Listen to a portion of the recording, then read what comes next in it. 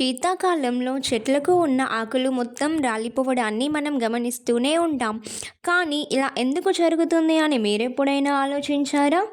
చెట్లు ఆకుల ద్వారా sunlight, carbon డయాక్సైడ్‌ను పొందుతూ తమకు కావలసిన పదార్థాలను తయారు చేసుకుంటాయి. దీన్నే ఫోటోసింథసిస్ అని అంటాము. ఈ ప్రాసెస్లో క్లోరోఫిల్ అనే పదార్థం చాలా కీలకం.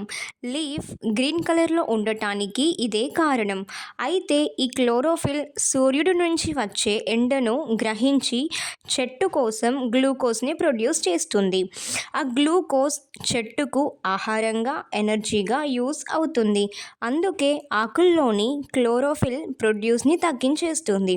ఫలితంగా ఆకుల అడుగు భాగంలో యాబ్సిసేషన్ పొర ఏర్పడి ఆకుల రంగు మారి రాలిపోతాయి. అలాగే చలికాలంలో భూగర్భ జలాలు ఘనీభవిస్తాయి. దీనివల్ల చెట్ల వేర్లకు నీరు అందదు. ఆకుల్లో వ్యర్థ పదార్థాలు పేరుకుపోతాయి. అలాగే రానున్న ఎండాకాలంలో చెట్లకు చాలా ఆహారం అవసరం అవుతుంది. దీనికి చురుగ్గా పనిచేసే కొత్త ఆకులు కావాలి. అందుకే చెట్టు తన ఆకులను వదిలించుకుంటుంది.